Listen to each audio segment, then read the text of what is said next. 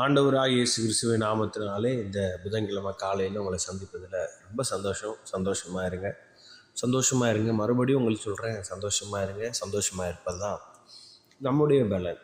இந்த வாரம் ஃபுல்லாக நமக்கு இயேசு கிறிஸ்துவின் மூலமாய் நமக்கு கொடுக்கப்பட்ட ஆசீர்வாதங்களை மேன்மை பாராட்டணும் அப்படின்னு சொல்லி நம்ம தலைப்பின் கீழாக பார்த்து கொண்டு இருக்கிறோம். இன்றைக்கி என்ன பார்க்க போகிறோம் அப்படின்னா, எபேசியர் 1வது அதிகாரத்துடைய 6வது வசனம் இப்படியாக சொல்லுகிறது, தம்முடைய தயவுள்ள சித்தத்தின்படியே நம்மை இயேசு கிறிஸ்து மூலமாய் தமக்கு சுவிகாரப்தராக்கும்படி முன்குறித்திருக்கிறார். எவ்வளோ பெரிய பாக்கியம் பார்த்தீங்களா? நேற்று பார்த்தோம், பிதாவினிடத்தில் சேருகிற பாக்கியத்தை அவர் மூலமாய் இயேசு கிறிஸ்துவின் மூலமாய் தந்திருக்கிறார் அப்படின்னு சொல்லி நம்ம பார்த்தோம். அப்போது பிதாவினிடத்தில் சேருகிற பாக்கியம் வேணும் அப்படின்னா ஃபஸ்ட்டு நமக்கு என்ன வேணும் அப்படின்னா, நாம் அவருடைய பிள்ளைகள் ஆகிற தகுதி நமக்கு வேணும். பிதாவினிடத்தில் அப்பா இடத்துல நம்ம போனோம் அப்படின்னா முதல்ல நம்ம பிள்ளைகள் அப்படிங்கிற ஒரு தகுதிக்குள்ளே அந்த அந்தஸ்துக்குள்ளே நம்ம வரணும்.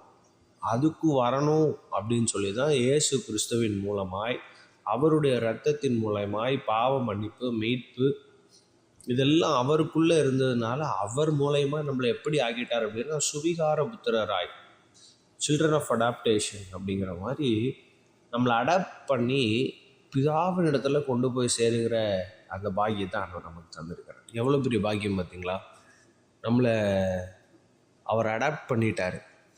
நம்மலாம் பாவிகள், துரோகிகள் இல்லையா? நம்ம ஆண்டவர் உண்மையாகவே ஆண்டவர் தந்த ரட்சிப்புக்கு உண்மையான பாத்திரவானுங்களா அப்படின்னா கண்டிப்பாக கிடையாது. எல்லாருமே நிறைய சூழ்நிலைகள் ஆண்டவர் விட்டு தூரம் போனோம், ஆண்டவருக்கு விரோதமாக வாழ்ந்துட்டு இருந்த ஒரு கூட்டம் தான் நாம். நம்மளையும் ரட்சிக்க சித்தம் கொண்டு நம்முடைய பாவங்களையும் அவரை மன்னிக்க சித்தம் கொண்டு அவருடைய இரத்தத்தினால இன்றைக்கி நம்மளை எப்படி ஆக்கிட்டார் அப்படின்னா சுவிகார புத்திரராய் நம்மளை மாற்றி இருக்கிறார். அப்பா பிதாவே என்று கூப்பிடத்தக்க புத்திர சுவிகாரத்தின் ஆவியை தான் நமக்கு தந்திருக்கிறார். அப்போது எவ்வளவு நல்ல ஆண்டவர் நம்ம ஆராதிக்கிறோம். இதையெல்லாம் நம்ம மேன்மை பாராட்டணும்.